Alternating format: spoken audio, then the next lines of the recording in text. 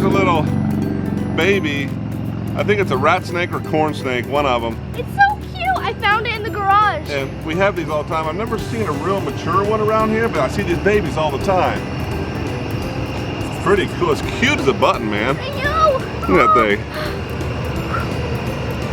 Snake. Awesome. And snakes are pretty common around here. Yeah. Okay, do you remember that I was having some issues trying to find where in the world the chickens and guineas were laying their eggs? I mean, I looked all over the place. I found one nest, and it lasted, man, I don't know, maybe 2 weeks, and they stopped laying in that. And there was another one I found out in the middle of the pasture, and they stopped laying in that. So for a week or two, I've been like, where are their eggs? Because when a hen is in egg laying mode, they just don't stop. They lay their eggs somewhere. So I looked around, and I looked in a spot I looked before, and I found them. And it is in this old doghouse right here. So there you can see all those eggs. So now I'm going to empty that, and any fresh eggs I find, I will know they're good to eat. Those eggs, I don't know how long they've been in, or which ones are old or you know, edible. Have no clue. So they're gonna go to the pigs. So what do you think is an 8-letter word that if you take away a letter, a word still remains? And if you take away a letter from that, another word remains. And if you keep doing that, you can go all the way down to 1 letter, and that is still a word. So you have an 8-letter word, keep taking away 1 letter at a time, and each time you do it, a word remains. What do you think the original word is? I'll let you know here in just a minute.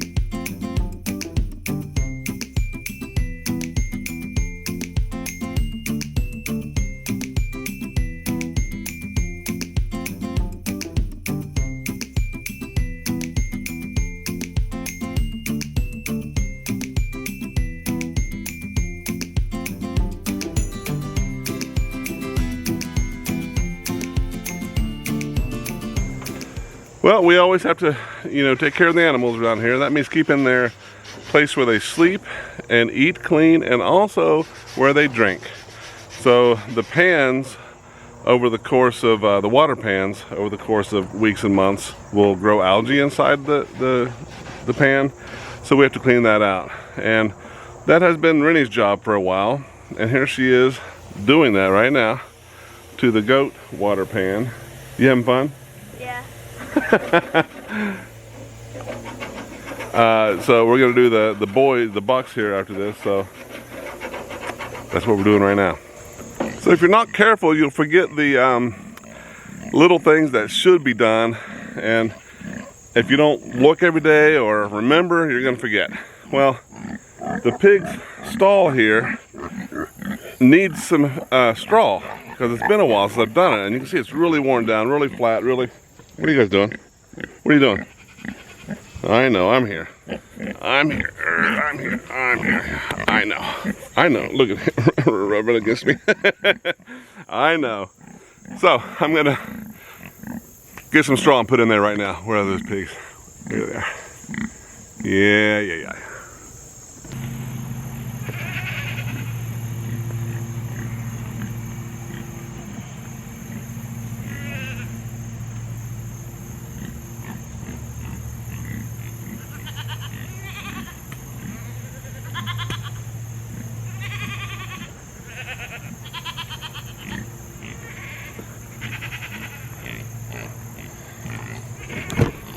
So, all you really have to do is put a bale in there, and they'll root it out and get it wherever they want it. You don't even really have to spread it out.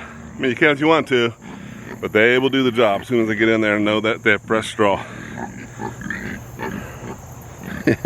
And it'll be all over the place here before you even know it.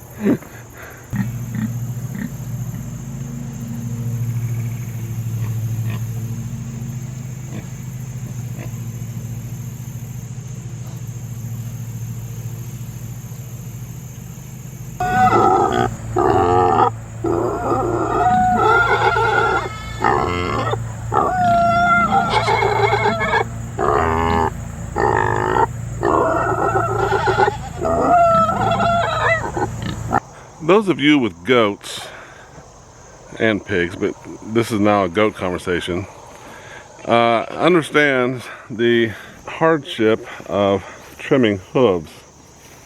It needs to be done, and they depend on us for that. So there's no getting around it, and I have struggled for years on the easiest way to do it. I have tied them up to a fence, and I've actually rolled them onto their backs. Some sources say that that isn't really good for them, but they're only on there a couple minutes and then they're up and running. I've never seen any hardship from it. It's always kind of a hardship on me. Hard to hold them still, hard to get them in position, hard to get in position because I got to get on the ground. So it's a real pain. So I finally broke down and got a used goat stand.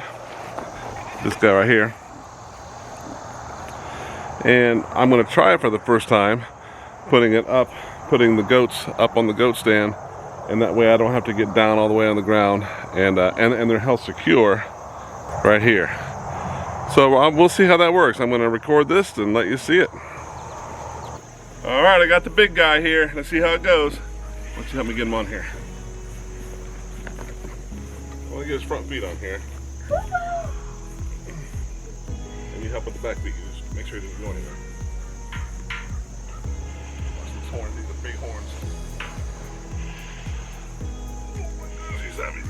No, all the way, Dad, all the way. Good job, Rick.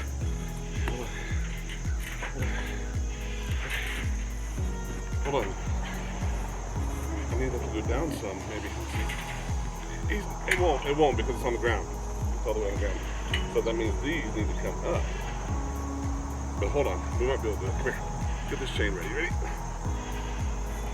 Like, where does it go? Around his horns? No, around his neck. Behind his horns, ready?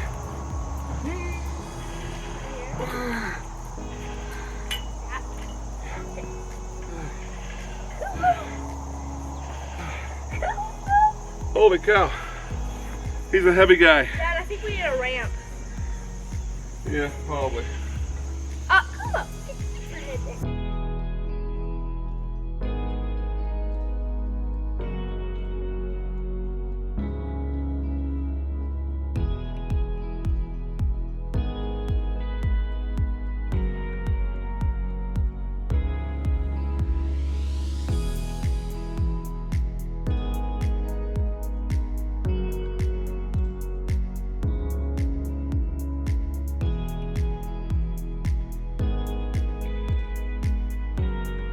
Now it's Ringo's turn. Okay, you got him? Yeah, help me with the back. I'm just going to lift him up a little bit. Okay. Let's see if we can get it in here. That doesn't do it. Oh, I know what. Hold it. Hold it. No. Watch.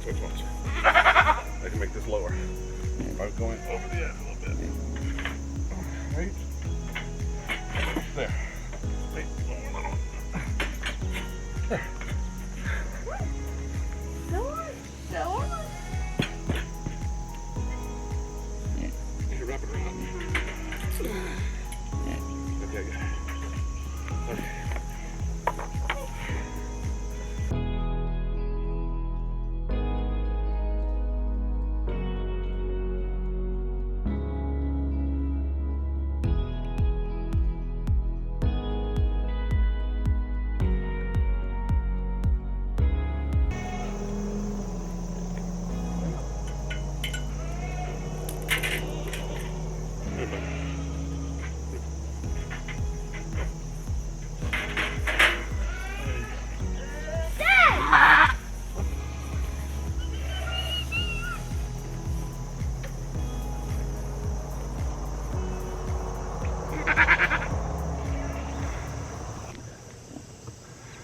goat stand, it helped. It did help. It's still a big fat pain to trim a goat's hooves, but it did help because my back wasn't killing me like it usually does. I'm stooped some way, shape, or form, but I was able to sit on the bench and do my business. And Rennie was a big help.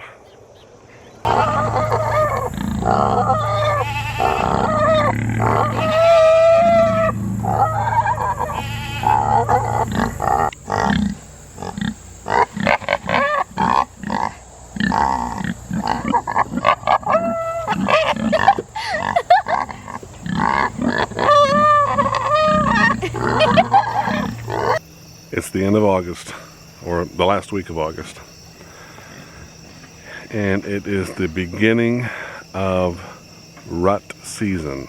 It's not full force yet, but the bucks over here are starting to headbutt like crazy because they want to assert their buckiness, because they know there's some does hanging around. So you'll see that from now, well, through the fall.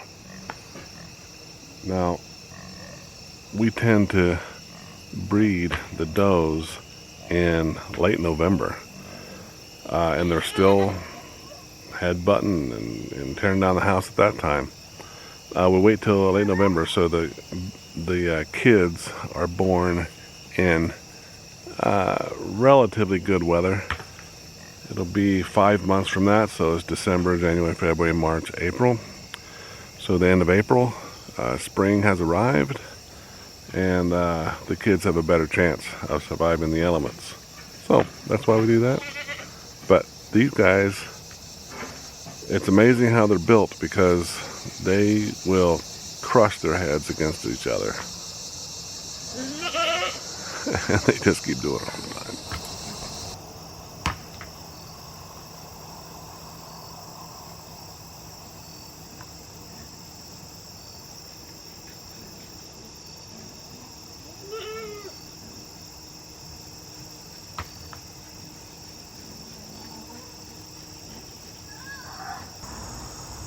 I have these crazy chickens.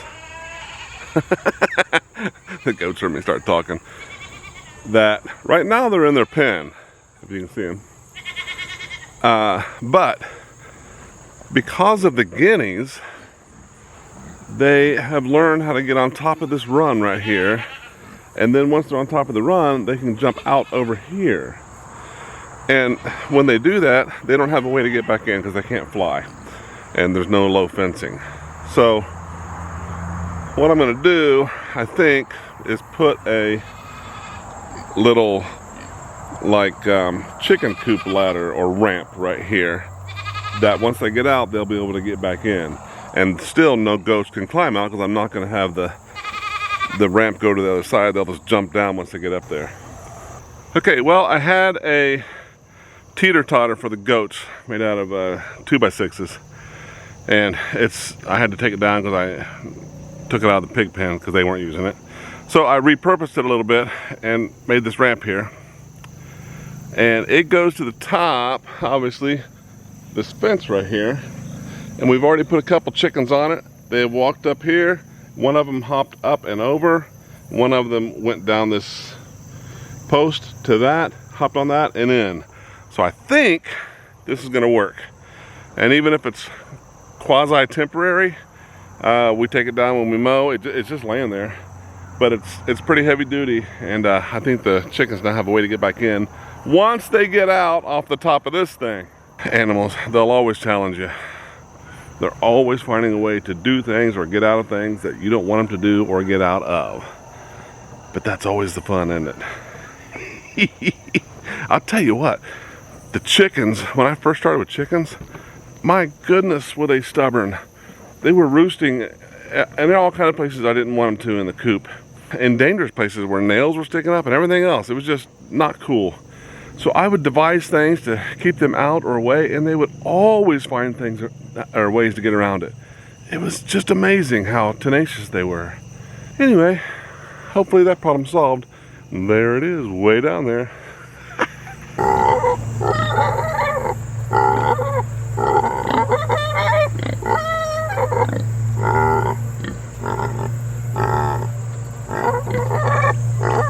The guineas have come over to the empty hog pen. Right now I'm not using this one. And they have taken it for themselves. And there's eggs all over the place, and they roost on top of that hut at night. They just sit on it. I think they just got sick of the chickens and wanted to be away from them. So I think they want some scratch, so I'll go get them some scratch. So I've been looking everywhere, and I think that the chickens are laying eggs under this thing. So I'm going to check right now, see if there's any eggs. Oh yeah, there's a couple in here. So I gotta move this thing every day just to get the eggs. It's kind of irritating, but hey, it's eggs. Yeah. I'm so scared. Okay, did you figure out the 8-letter word? That 8-letter word is starting. Starting, if you take away a letter, becomes staring. Staring becomes string. String becomes sing. Sing becomes sin. Sin becomes in. And in becomes I. All of those are words. Pretty cool, huh? Hey, thank you for watching. Please like and subscribe to continue being a part of all the adventures and stories that happen on Rubber Soul Farm. I hope we can spend more time together on the farm.